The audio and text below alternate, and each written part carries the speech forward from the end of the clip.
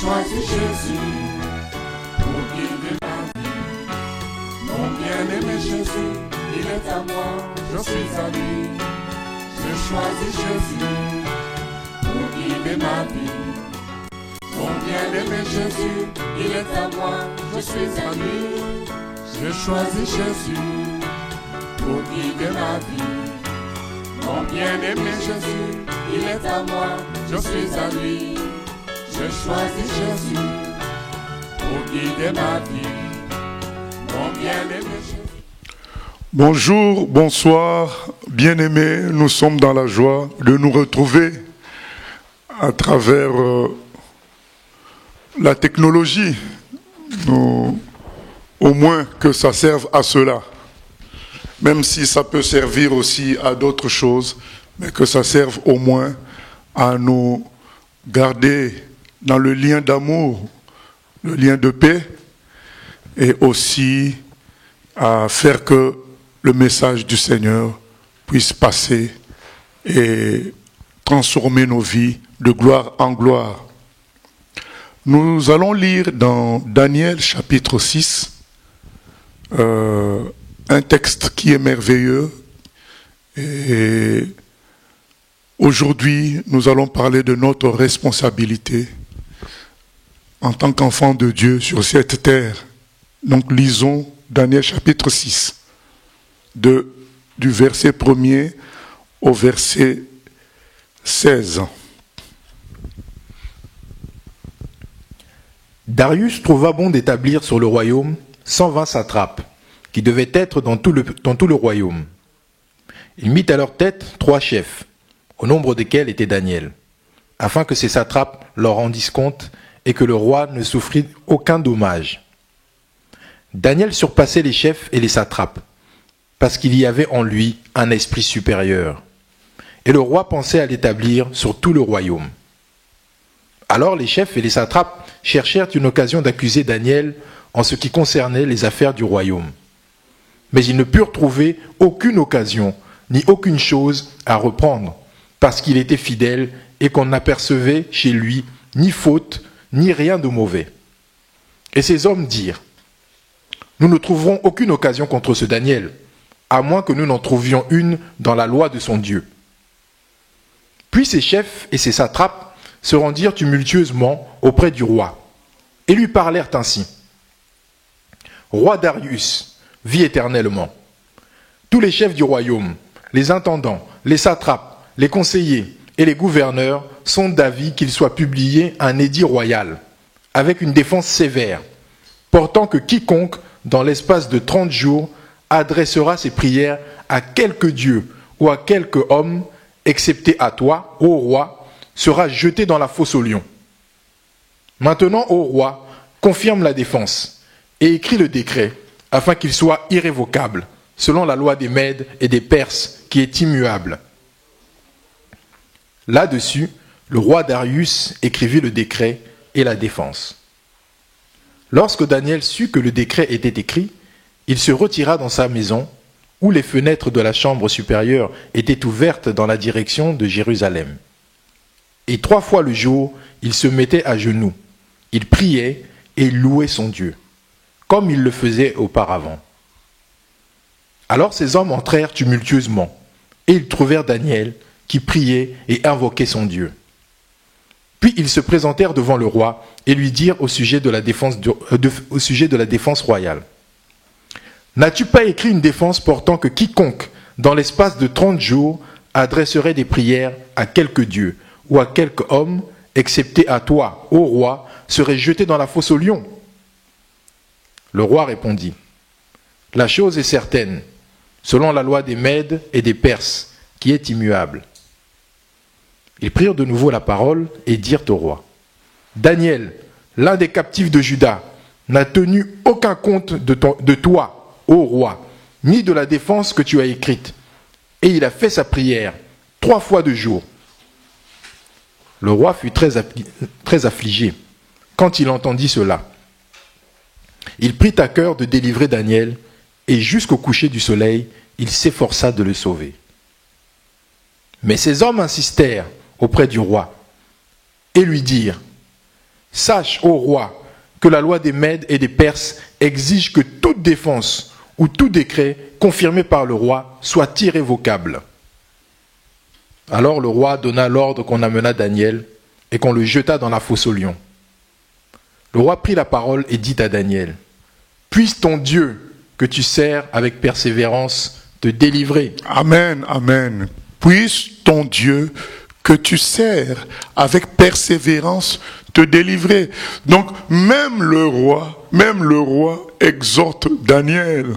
Il dit, Daniel, que ton Dieu soit ta force. C'est le message du Seigneur pour nous. Qu'il soit notre force en ce temps troublé. Qu'il soit notre gloire, qu'il soit notre puissance. Aujourd'hui, les païens nous regardent, les inconvertis nous regardent. Comme le roi dit à Daniel, que ton Dieu te délivre. Donc le roi, c'est le moment pour lui aussi de voir la réalité du Dieu de Daniel. Même si tout ce complot est injuste, mais c'est permis par Dieu parce qu'il veut manifester sa gloire. C'est pourquoi, bien-aimés, même si il y a la main du diable dans beaucoup de choses que nous vivons aujourd'hui dans le monde, mais c'est permis par Dieu, puisque Dieu, c'est celui qui a toujours le dernier mot pour tout. C'est ce qui est écrit dans Job 19, 25. Je sais que mon Rédempteur se lèvera le dernier. C'est permis par Dieu afin qu'il manifeste sa gloire dans la vie de ceux qui l'aiment. Car tout concourt pour le bien de ceux qui aiment Dieu. Voilà, bien-aimés, comment nous devons prendre les choses. Alors, nous revenons sur notre thème, notre responsabilité. Notre responsabilité dans la prière, parce que notre force à nous, c'est la prière. Daniel l'a compris. Avant, Daniel faisait la prière dans une logique d'entretien personnel, dans une logique de communion personnelle avec son Dieu. Là, Daniel a fait la prière dans sa responsabilité de lumière, de sel de la terre. Quand on l'a menacé de ne plus prier, quand il a entendu ce décret, comprenez, bien-aimés, que quand le décret est sorti, ce n'est pas sorti contre Daniel directement. On l'a sorti comme un décret national. Que personne, dorénavant, ne prie un autre Dieu que Darius. Mais Daniel a compris que c'est lui qui était visé. Et c'était ça aussi la vérité. Est-ce que vous vous imaginez tous les gens qui priaient d'autres faux dieux, s'ils devaient discuter avec Daniel et que Daniel leur aurait dit que lui continuerait quand même à prier, ils auraient dit à Daniel, écoute, nous tous, on ne prie pas, nous tous, on se calme. Alors, calme-toi aussi. Et on nous demande de nous taire juste pendant 1 mois. Et c'est ce que certains chrétiens peuvent penser. Ils doivent se dire, le confinement ne va durer qu'1 mois. Vous voyez comment tout ce que nous vivons existe déjà dans la Bible. Hein? Là, nous avons un confinement d'1 mois. Peut-être ça va durer plus, mais actuellement c'est d'1 mois. Mais là, nous lisons aussi le texte, nous parle d'un décret qui doit durer 1 mois. Et beaucoup de chrétiens peuvent se dire, 1 mois de confinement, et après on va commencer à resservir le Seigneur. C'est faux. Daniel ne s'est pas dit ça. Daniel a dit, même pas une pause d'1 jour. Même pas une pause d'1 jour. Beaucoup auraient dit, mais 1 mois c'est quoi par rapport à 100 ans de vie, à 80 ans de vie? 1 mois c'est quoi? Mais Daniel savait que chaque jour était important. Et même si peut-être il ne savait pas trop bien cela avant, à partir de cette pression, il a compris l'importance de ses prières à lui. Il a compris que ses prières avaient un gros impact dans le monde spirituel. Il a compris que ce sont ces prières qui rendaient le monde habitable. C'est ce qui est écrit dans Ésaïe 58. C'est que celui qui jeûne et qui prie, il va rendre le pays habitable. Il a compris ça. Il a compris que ce sont ces prières qui faisaient de lui un puissant dans le monde spirituel au point de gêner tous les autres dirigeants qui priaient des faux dieux et qui certainement étaient dans la magie. Ces gens-là devaient ressentir la puissance des prières de Daniel. Ils devaient sentir comment ça abattait leurs affaires. Et le public normal ne voit pas. Et même nous les chrétiens, nous ne voyons pas les dégâts que causent nos prières dans le camp des ténèbres. Mais eux, ils ressentent, eux, ils voient. Ils vont chercher une technique pour arrêter la prière, pour empêcher les enfants de Dieu de se comporter selon la volonté de Dieu, de sorte que la puissance spirituelle qui détruit les œuvres des ténèbres baisse. Qu'ils aient un répit, même ne serait-ce que d'un mois. Ces gens-là savaient que un mois, ça allait faire du bien aux forces des ténèbres pour agir. Mais Daniel aussi s'est rendu compte par le Saint-Esprit qu'il fallait surtout pas arrêter. Vous savez, qu'est-ce qui est écrit dans Apocalypse 12, 7 à 11? C'est écrit, ils ont vaincu, il y eut guerre dans le ciel. Satan combattit avec ses anges. Et Michel combattit aussi avec ses anges. Michel, l'archange du Seigneur. Et il est écrit que Satan et ses anges ne furent pas trouvés vainqueurs. Il fut précipité, nous dit la parole de Dieu. L'accusateur de nos frères, Satan, qui les accusait jour et nuit.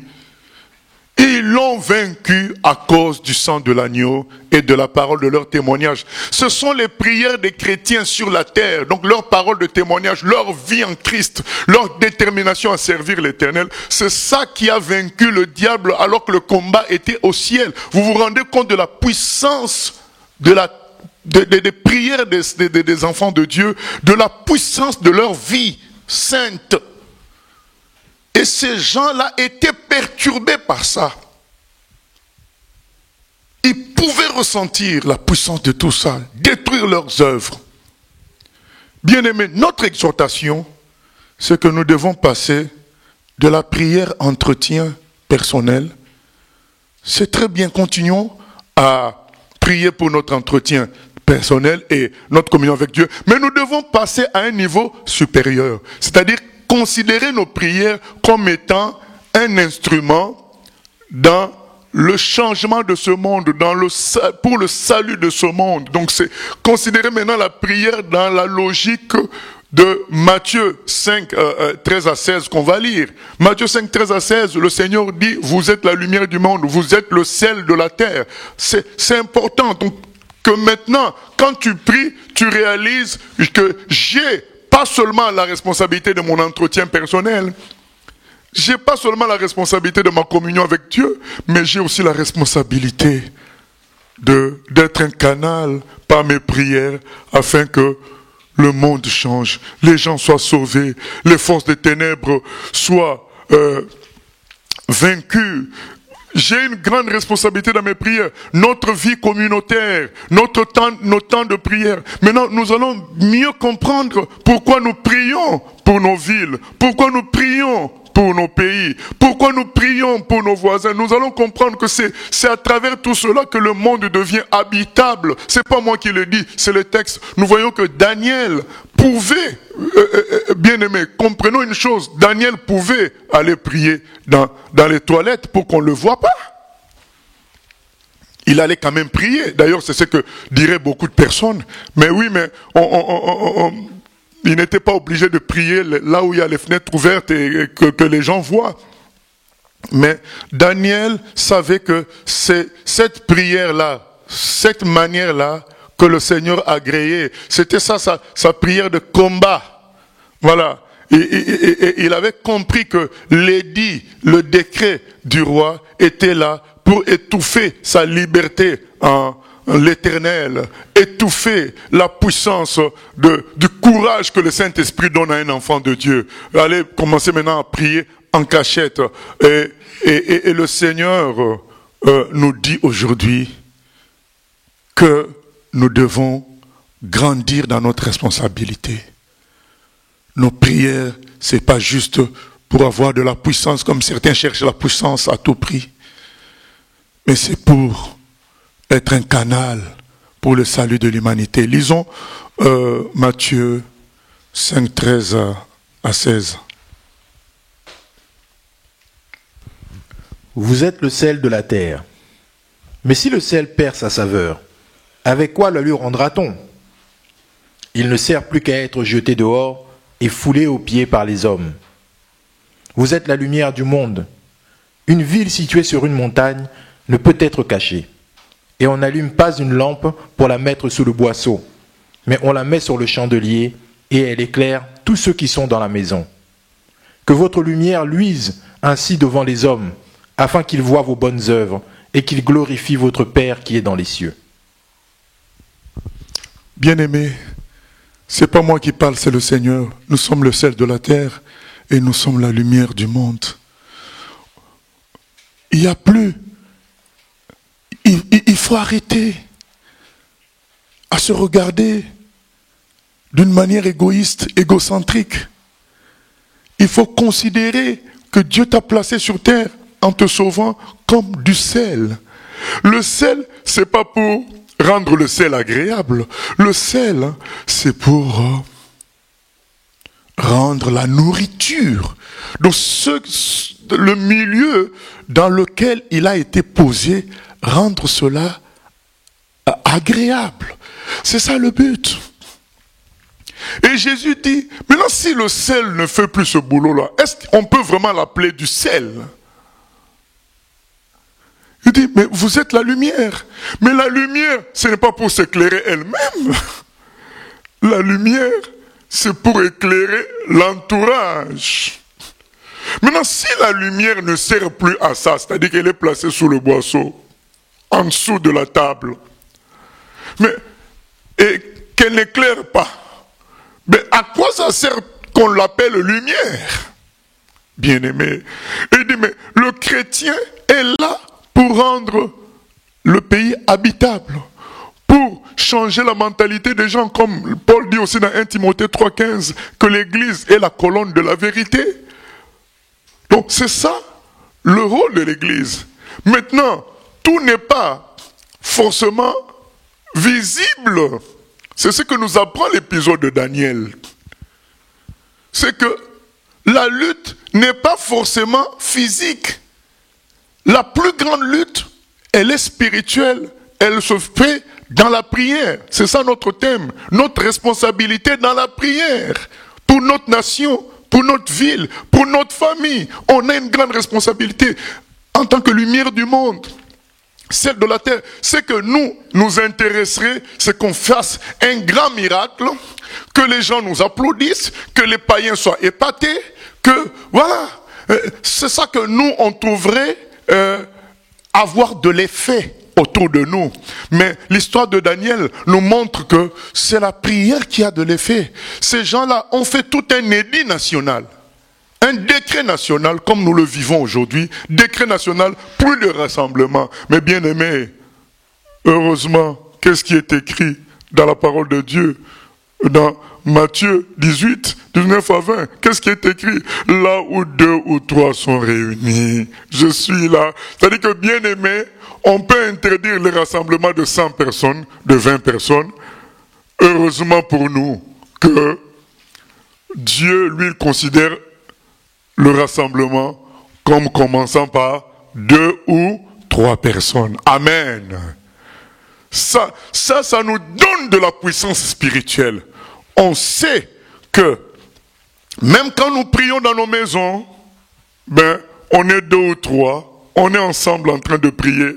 Et aujourd'hui, je suis avec les bien-aimés qui sont en train de filmer, le diacre Frêle qui est là. Donc on est 2 ou 3 en train de célébrer notre Dieu, de servir notre Dieu. Mais Jésus dit, quand vous êtes comme ça, pour moi c'est un rassemblement. Amen. Donc s'il pensait tuer nos rassemblements en disant, pas de rassemblement de plus de 5 personnes, c'est ce qu'on nous a dit à la préfecture, ben, même quand on est moins de 5, pour Dieu, c'est un rassemblement. Voilà la force que nous avons tous dans nos familles.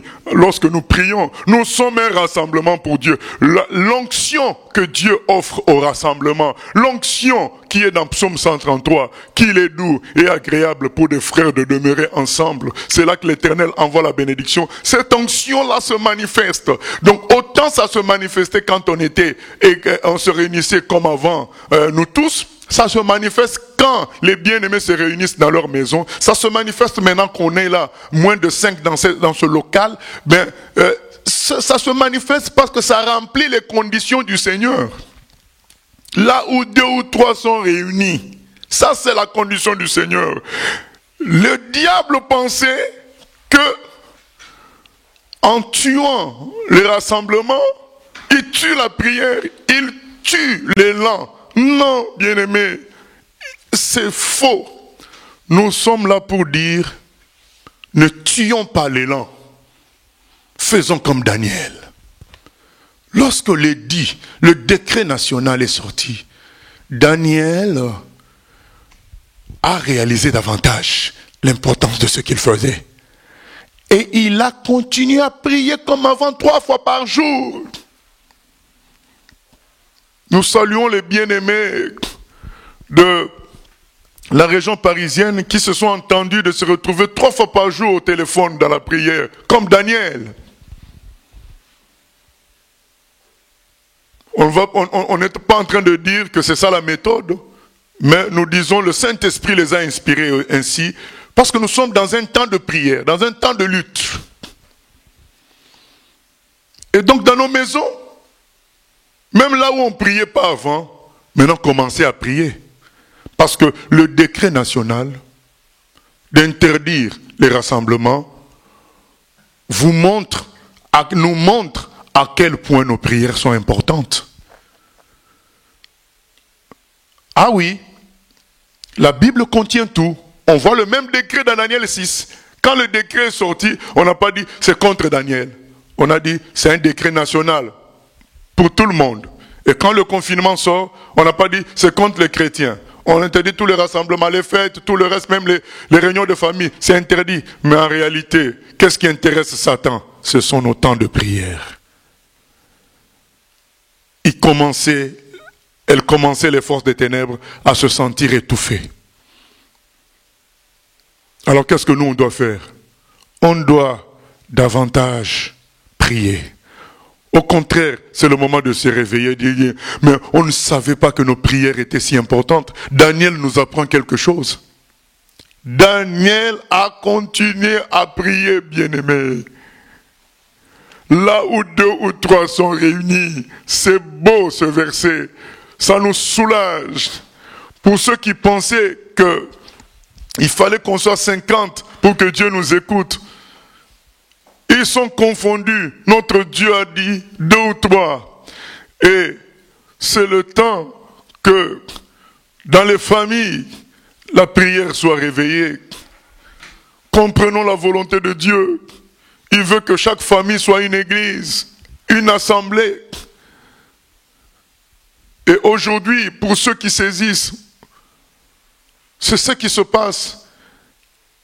Mais nous voulons qu'on saisisse davantage. Parce que plus le confinement va s'allonger, certains vont se fatiguer. Ah non! Au contraire, si ça s'allonge, ça veut dire que nous n'avons pas encore compris.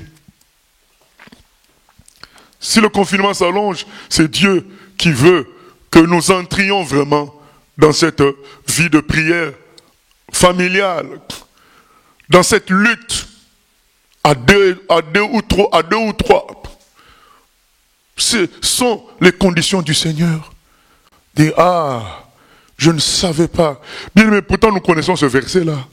Mais aujourd'hui, nous sommes amenés à le pratiquer. Là où 2 ou 3 sont réunis, Dieu est avec eux. Unis au nom du Seigneur. C'est le moment des réconciliations dans une même maison pour prier ensemble. C'est le moment de faire attention aux disputes familières, quotidiennes, qui empêchent l'unité. C'est le moment de dire « Ah non, non, non, non, non, on ne nous aura pas ». Au contraire, aujourd'hui, bien-aimés, la prière est multipliée. Avant, on priait en groupe, toutes les familles réunies. Maintenant, chaque famille prie. Vous voyez combien de lumière ça fait maintenant. Puisque rendons-nous compte, bien-aimés, que quand chaque famille prie, c'est le même Dieu qui descendait, qui agissait quand c'était l'assemblée qui priait. Mais ce même Dieu-là, et maintenant, il descend sur chaque famille qui prie. Vous vous rendez compte de toute la lumière que ça va faire maintenant. Une lumière plus grande. En fait, là où on pensait nous coincer, la parole de Dieu nous sauve. Puisque la parole de Dieu nous montre ce que nous vivons. Dans Daniel 6, c'est ce que nous vivons. Pendant un mois, pas de rassemblement. Mais ils oublient que Dieu a toujours le dernier mot. Et dans sa parole, Dieu pour lui considère 2 ou 3 comme étant un rassemblement. Et du coup, il peut descendre là où 2 ou 3 sont réunis. Et puisqu'il y en a beaucoup de groupes de 2 ou 3, parce que nous comprenons ce que Daniel a fait, ben, ça fait que la lumière grandit dans notre pays. Amen. C'est ça la réalité, bien-aimés. Ne nous laissons pas faire. Réveillons-nous dans la prière. Qu'il y ait des pardons dans les familles.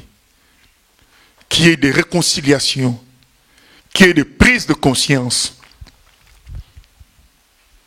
Nous bénissons le Seigneur que même quand nous diffusons ces exhortations, nous n'avons pas diffusé le temps d'adoration et de louange.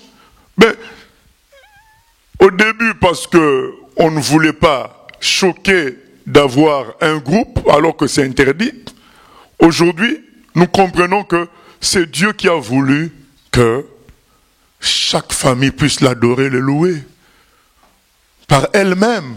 Ensuite, écouter la parole du Seigneur que nous diffusons. Mais c'est important qu'il y ait de la louange et de l'adoration dans chaque famille. Pour la gloire de l'Éternel, c'est important. C'est des lumières. Et Daniel a prié. Daniel a prié. Ils ont dit alors là, il faut qu'on aille plus loin. Il faut qu'on le condamne à mort. Et bien aimé, vous savez, notre condamnation à nous à mort, c'est la peur. La peur du virus, la peur que les forces des ténèbres peuvent semer. Ils disent, non, ces gens-là continuent à prier, alors on va leur faire peur, on va leur faire comprendre que le confinement peut durer, et donc forcément il y aura des pénuries de nourriture, ils vont mourir de faim. On va leur faire peur pour dire que le virus, il a muté, il est plus fort qu'avant, plus dangereux qu'avant, donc même ceux qui se confinent peuvent être touchés quand même. Ils vont nous envoyer la peur, comme là ils envoient la peur, ils disent tu vas aller dans la fosse au lion, Daniel, tu vas mourir. Bien-aimé, j'ai l'habitude de dire, je préfère mourir avec la foi plutôt que vivre sans la foi. Voilà la réponse qu'on donne à ces forces des ténèbres. On donne la même réponse que Daniel. Daniel a continué. Il n'a pas rejeté sa position, malgré la menace de mort, jusqu'à ce qu'on l'attrape. Et les gens nous disent, mais tiens, on a appris qu'un pasteur est mort du corona. On a appris que tel chrétien en est mort. Et vous voulez continuer à croire en votre Dieu? Vous voulez continuer à le prier jour et nuit? Suivez plutôt les infos pour comprendre la maladie, comprendre le virus. Et vous vous confiez en votre Dieu. Bien-aimés, nous nous confions dans le Seigneur. Le Seigneur a tout créé. Nous nous souvenons du centenier romain qui avait dit à Jésus, « Dis seulement un mot et mon serviteur sera guéri. » Parce que tu peux donner des ordres à la création. Comme moi je donne des ordres à mes soldats. Toi tu peux donner les ordres aux microbes. Nous le croyons, bien-aimés. Nous préférons vivre avec cette foi que le Seigneur nous protège plutôt que étouffer nos prières par la peur du lendemain. Nous faisons confiance dans le Seigneur. Avec Dieu est grand et fidèle, nous le savons. Mais il y a un temps pour savoir, mais il y a aussi un temps pour expérimenter. Nous savons que Dieu est fidèle, mais c'est le moment de l'expérimenter. Dans des temps de détresse pareils, il y a un temps pour savoir, il y a un temps pour tout, mais il y a un temps pour expérimenter. Darius savait que Daniel était un homme sérieux, qu'il devait prier un bon Dieu, un Dieu assez puissant. Mais il y a eu un temps pour qu'il sache que ce Dieu-là était tout puissant, pas seulement assez puissant. Bien-aimés, nous avons une grande responsabilité dans la prière, pas seulement d'entretien personnel, de communion personnelle, mais vraiment de porter le monde sur nos épaules. Le Seigneur a dit, petit troupeau, votre Dieu a choisi de vous donner le royaume. Tous ces petits troupeaux qui se réunissent maintenant dans les maisons, d'une manière peut-être liée à l'entretien, doivent changer de mentalité. La mentalité doit être, c'est à nous, c'est sur nous que repose ce monde pour changer les choses par nos prières, par notre détermination dans la foi, à croire que notre Dieu nous protège. Il est là, il est tout puissant, il veille sur tout. Cette attitude-là est une grâce pour le monde. Dieu passera par cette attitude pour changer les choses dans le monde, pour que l'évangélisation qui va suivre soit efficace. Il faut que nous on passe cette période avec détermination et prière. Vous savez, comme une plante. Au fait, aujourd'hui, nous sommes comme quoi? Comme une graine qui a été semée, comme des graines qui ont été semées. Et quand ce temps passe, il faut qu'il y ait de jeunes plantes qui sortent de la terre. Ça, c'est le réveil. Des jeunes plantes. C'est-à-dire que pendant ce temps de confinement, c'est un temps où nous sommes sous la terre. C'est le pouvoir politique qui est à la télé, le pouvoir scientifique qui est à la télé. Mais, dès que ce temps va passer, il faut que nous l'ayons bien utilisé pour sortir comme des jeunes pousses. Des plantes qui vont devenir des térébintes de justice. Une plantation pour la gloire de Dieu, selon Ésaïe 61. Voilà ce que le Seigneur attend de nous. Que nous saisissions ce temps pour nous humilier dans la prière, nous humilier dans la méditation de la parole, grandir, prier ensemble, lutter, prendre conscience des échéances. Moi, ça me rappelle le temps, vous savez, où Jésus a dit aux apôtres, demeurez à Jérusalem. Vous recevrez une puissance, le Saint-Esprit survenant sur vous, et vous serez mes témoins. Voilà, c'est ce temps-là où le Seigneur nous cache, dit, restez à Jérusalem. Qu'ils aient l'impression que le christianisme est mort. Qu'ils aient l'impression qu'ils l'ont vaincu. Mais vous, profitez-en pour comprendre qui je suis. Profitez-en pour réajuster vos voies. Profitez-en pour vous repentir de vos péchés. Profitez-en pour vous humilier devant moi et devant les hommes. Profitez-en pour prier. Notre responsabilité, prier. Continuer le combat dans la prière. Prendre conscience de l'importance de nos prières. Et quand ce temps va passer, eh bien les jeunes pousses vont sortir. Voilà l'objectif du Seigneur bien-aimé. Voilà l'objectif du Seigneur.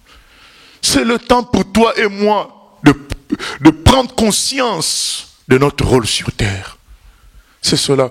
Vous savez, il y a une époque où la Chine n'acceptait pas le christianisme, même si ça l'est encore dans certaines zones aujourd'hui, mais aujourd'hui, le christianisme est plus ou moins accepté, même si la persécution continue à un certain niveau. Le frère André, le fondateur de Portes Ouvertes, l'organisme qui apporte l'évangile, les Bibles auprès des chrétiens dans les pays persécutés, l'organisme qui va aussi au secours de ces chrétiens persécutés dans le monde entier, secours matériel et secours spirituel. Il a dit à ses collaborateurs, les portes de la Chine nous sont fermées physiquement, mais quelle porte peut se mettre devant la prière, peut empêcher la prière d'entrer dans un pays? Il n'y a aucune porte. Eh bien, nous allons commencer à prier jusqu'à ce que physiquement les portes de la Chine s'ouvrent. Ils ont mis une campagne de prière pour la Chine jusqu'à ce que la Chine s'est ouverte physiquement à l'évangile. Mais entre-temps, elle était déjà ouverte par les prières. Ensuite, il y a eu le bloc soviétique, pour ceux qui ont un certain âge, c'est-à-dire le bloc de la Russie et de certains pays satellites, qui aussi étaient hostiles à l'évangile. Il y a eu une campagne de 10 ans de prière pour que ce bloc-là aussi s'ouvre. Et avant 10 ans, en 1989, le mur de Berlin est tombé. Le frère André avait compris la puissance de la prière. Rien ne peut arrêter la prière. Mais nous sommes dans un temps où les chrétiens ont été mal éduqués.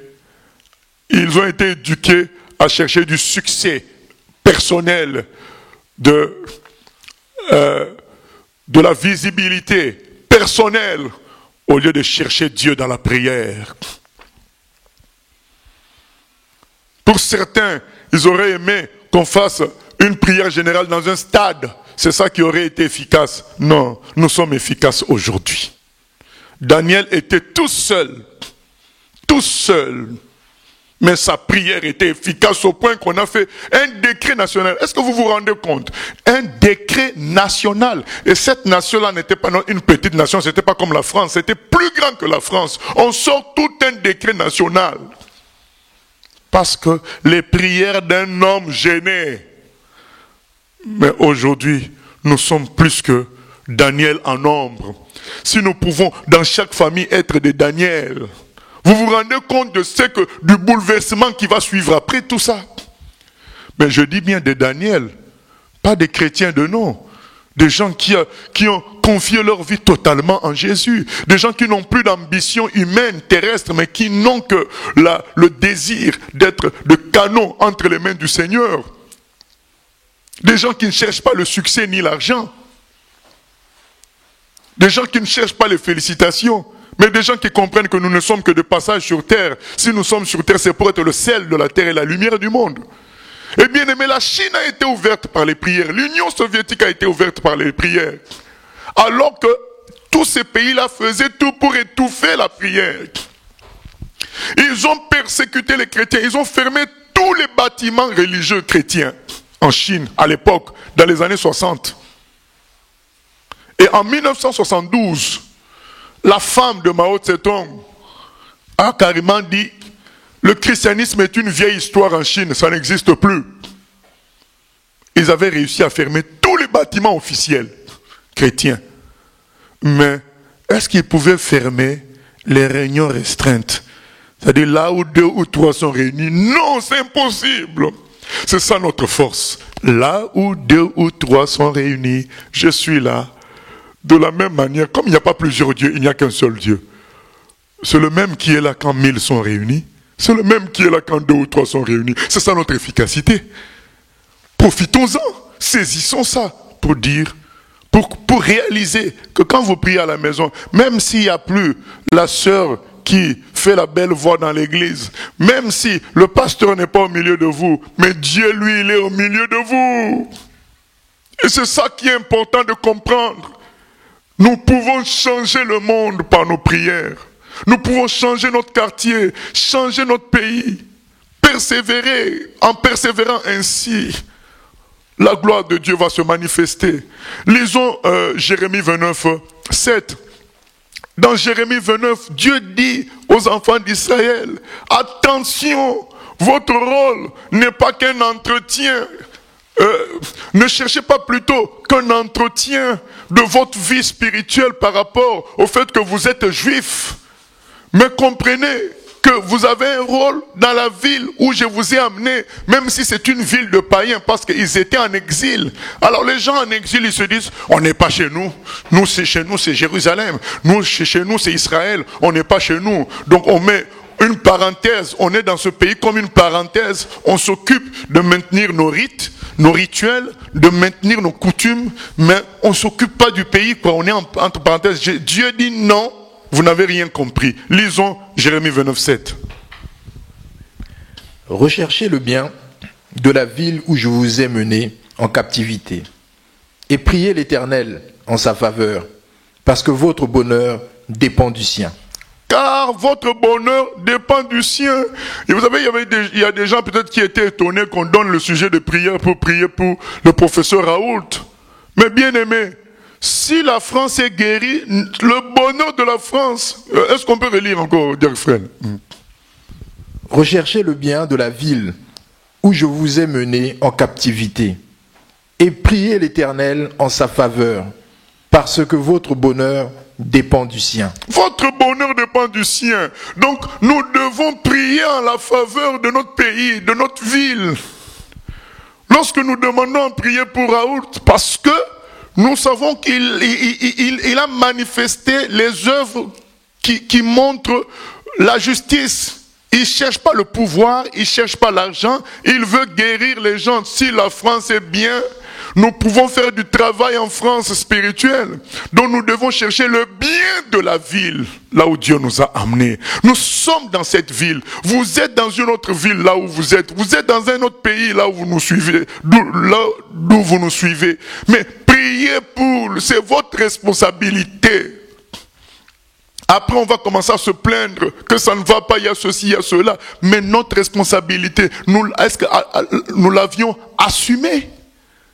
Assumons notre responsabilité. Prions pour la ville. Prions pour le pays. Vous savez, cette prédication va aider certaines personnes qui nous entendent chaque mercredi prier pour notre ville, prier pour chaque jeudi aussi, parfois quand il y a cellule de maison, le jeudi une fois par mois, prier pour notre localité, prier. Mais c'est ça la volonté de Dieu. Il nous a laissés sur terre pour cela. Notre entretien spirituel, c'est pas l'objectif final. Ce n'est qu'un moyen pour être en forme pour prier pour notre ville, notre pays, notre famille.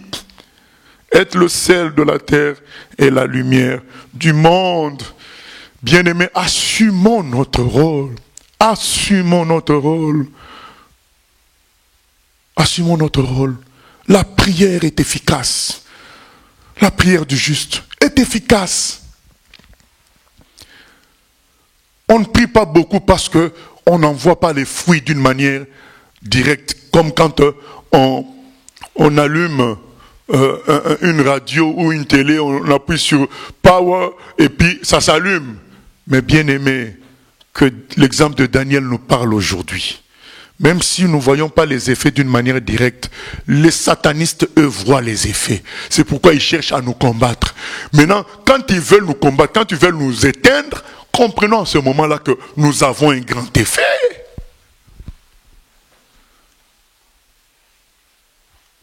Maintenant, certains vont dire, mais nous avions un grand effet quand on était 1000, quand on était 500. Non. Les Écritures nous disent que lorsque nous sommes 2 ou 3, nous avons un grand effet. C'est ça, cette attitude qui doit nous animer toute notre vie. Bien-aimés, si nous ne voulons pas échouer un jour, ne nous laissons pas voir par l'argent, le nombre. le succès. Tout ça, c'est vain. L'efficacité, c'est se poser sur la parole de Dieu. Croire en ce qui est écrit lorsque nous sommes 2 ou 3. Maintenant, quand tu prieras, même si tu es toute seule avec ta fille, ton fils, tu comprends que vos prières sont importantes. Tu comprends que Dieu passe à travers vous. Comme il est passé à travers Daniel, un individu dans une nation, un individu, un homme, un individu. Et là, nous, on est plus que ça, bien-aimés. Lisons la fin de l'histoire, Daniel chapitre 6, 16 à 27. Lisons la fin de l'histoire. Daniel est maintenant placé dans la fosse au lion, mais il est déterminé à servir son Dieu, quitte à mourir.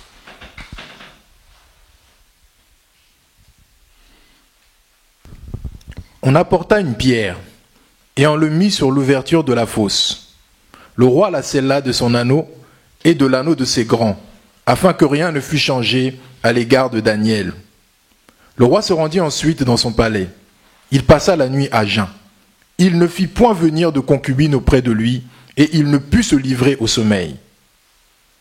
Le roi se leva au point du jour avec l'aurore, et il alla précipitamment à la fosse au lion. En s'approchant de la fosse, il appela Daniel d'une voix triste. Le roi prit la parole et dit à Daniel, « Daniel, serviteur du Dieu vivant, ton Dieu, que tu sers avec persévérance, a-t-il pu te délivrer des lions ?» Et Daniel dit au roi, « Roi, vis éternellement. Mon Dieu a envoyé son ange, et fermé la gueule des lions.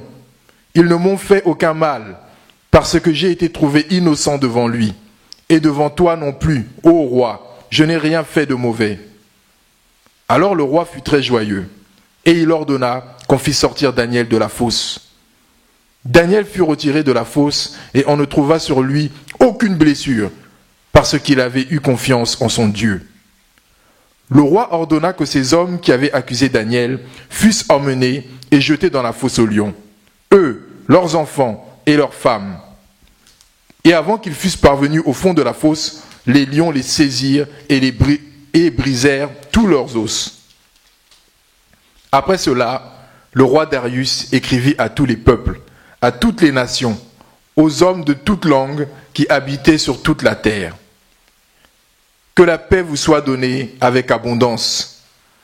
J'ordonne dans toute l'étendue de mon royaume,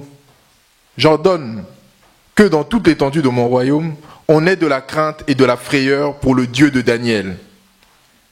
Car il est le Dieu vivant et il subsiste éternellement. Son royaume ne sera jamais détruit et sa domination durera jusqu'à la fin. C'est lui qui délivre et qui sauve, qui opère des signes et des prodiges dans les cieux et sur la terre. C'est lui qui a délivré Daniel de la puissance des lions. Daniel prospéra sous le règne de Darius et sous le règne de Cyrus, le Perse. Amen. Nous voyons la fin, bien-aimé. Le Dieu de Daniel s'est levé. Job 19, 25. Il s'est levé le dernier. Il a envoyé un ange qui a fermé la gueule des lions.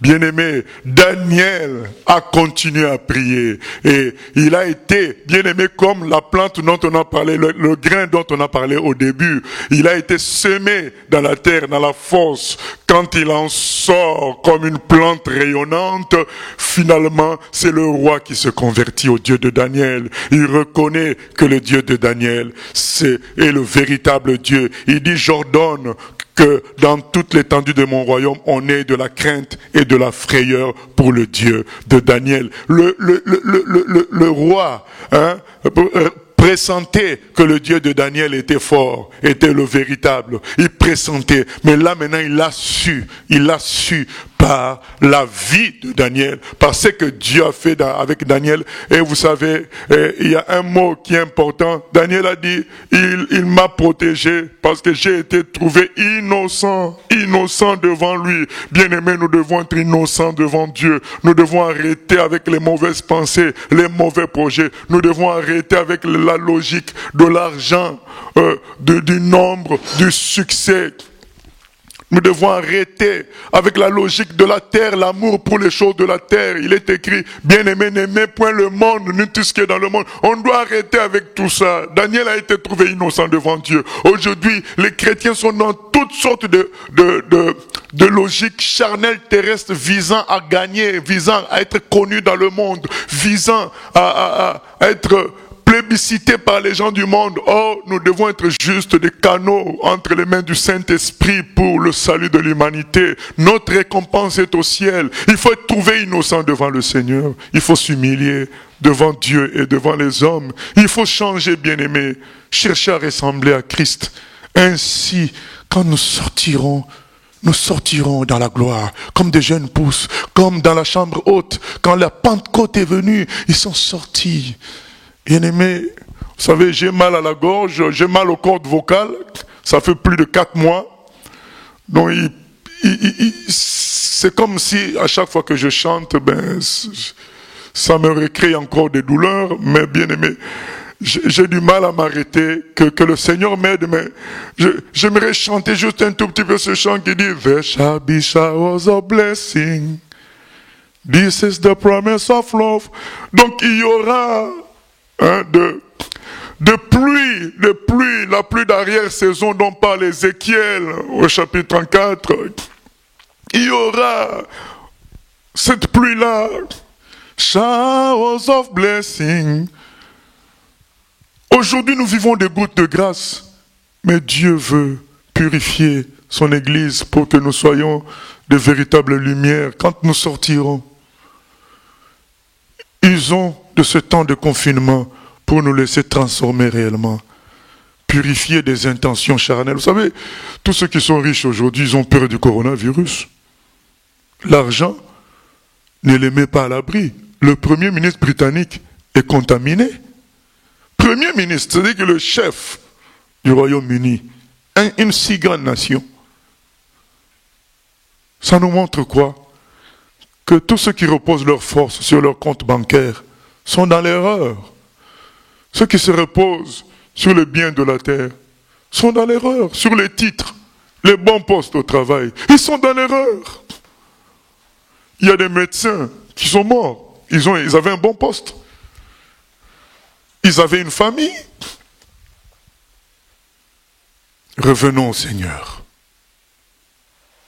Retrouvons la vie de prière. Réalisons la puissance de la prière. Comme Daniel, nous verrons la gloire de Dieu. Que le Seigneur nous y aide, bien-aimés. Là où nous sommes, 2 ou 3, continuons. Et ceux qui ont des connexions téléphoniques pour prier ensemble, continuons. Le Seigneur va nous inspirer à chaque fois. Parfois tu te retrouves, vous êtes à 4 ou 5, il n'y a que toi qui donne les sujets de prière, il n'y a que toi qui prie, c'est pas grave. Continuons. Ceux qui sont là, ils servent aussi. Leur présence, Dieu s'en sert. Même s'ils n'ouvrent pas la bouche, leur présence est importante. Continuons. Ne cherchons pas à faire des temps de prière esthétiques, selon la chair, mais que ce soit le cœur qui parle à Dieu, d'une manière simple et sincère. Continuons, bien-aimés. Il y a un réveil qui reste, qui est prophétisé par Jésus. Ça s'appelle la parabole des invités. Voilà, il reste ce réveil-là, et après nous partirons avec le ciel, avec le Seigneur. Et ce réveil-là doit être préparé par le retour à Dieu et à la parole de Dieu. Par le retour à la simplicité et au fait que Dieu est grand, il est souverain, il est tout-puissant. Nous devons nous incliner devant lui et le laisser nous conduire. On doit revenir à ça. L'abandon des méthodes et le retour à Dieu. Prions le Seigneur au nom de Jésus-Christ. Éternel grand Dieu, nous venons te demander, Seigneur, de nous réveiller, Seigneur. Nous venons te demander, Seigneur, de nous amener à prendre au sérieux la prière, à vivre dans la communion avec les frères et sœurs, quels que soient les moyens, le téléphone ou pas, la vidéo ou pas, les réunions de maison, familiales, Seigneur, que nous puissions maintenir cela, que nous puissions chercher ta face pendant ce temps, que nous puissions nous préparer à la dernière étape, que nous sortions, Seigneur, de ce confinement purifiés et prêts pour le combat à venir, le combat de l'évangélisation, le combat de Matthieu 5,16 produit des œuvres qui vont faire que les gens vont glorifier notre Dieu. Le combat de la simplicité et de la gloire de Jésus. Merci Seigneur de nous soutenir. À toi la gloire, la louange au siècle des siècles. Amen. Je vais donner quelques annonces. Donc on se retrouve comme d'habitude le mardi. Et maintenant nous donnons le thème à l'avance afin que nous puissions avoir le temps d'envoyer les questions par les moyens habituels. Donc il y a le téléphone de la sœur Mylène, 06 17 52 93 66, 06 17 52 93 66. Il y a aussi le contact par Internet. Le mardi prochain, le thème, c'est l'autorité de la parole de Dieu. Nous avons fait une pause par rapport à Béréen l'explorateur, donc l'étude de la Bible en lisant les textes. Nous préférons donner des thèmes qui vont nous permettre de passer ce temps, de passer ce temps de confinement dans la méditation et de préparer la sortie de ce temps et aussi de nous défendre contre les attaques de l'ennemi. Vous savez, il est dit que dans les derniers temps, ça sera confus. Il y aura même des attaques dans notre milieu par des faux prophètes. On entend gauche à droite toutes sortes de choses. Donc nous devons être blindés, préparés par rapport à tout cela. C'est pourquoi nous arrêtons un tout petit peu Béréen l'explorateur pour traiter des thèmes qui sont importants par rapport à ce temps et par rapport à la préparation à venir. Donc mardi, comme d'habitude, 18h30, mais 10 minutes avant ou 15 minutes avant, nous mettons quand même, nous mettons en ligne des chants pour permettre aux gens qui vont se connecter de bien vérifier que la connexion marche, qu'ils trouvent déjà quelque chose. Et puis ensuite, on commence l'étude biblique à 18h30. Je rappelle le thème, l'autorité de la parole de Dieu. Et les questions sont ouvertes. Que le Seigneur nous bénisse. N'oublions pas l'entraide mutuelle, les coups de fil à faire aux frères, aux sœurs, à ceux qui sont à deux dans les maisons, leur demander est-ce qu'ils ont besoin de quelque chose. C'est très important. C'est le moment de vivre l'amour, la communion des enfants de Dieu.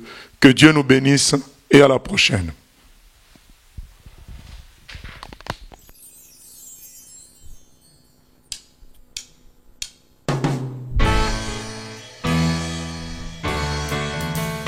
J'ai choisi Jésus pour guider ma vie. Mon bien-aimé Jésus, il est à moi, je suis à lui. J'ai choisi Jésus pour guider ma vie. Mon bien-aimé Jésus, il est à moi, je suis à lui.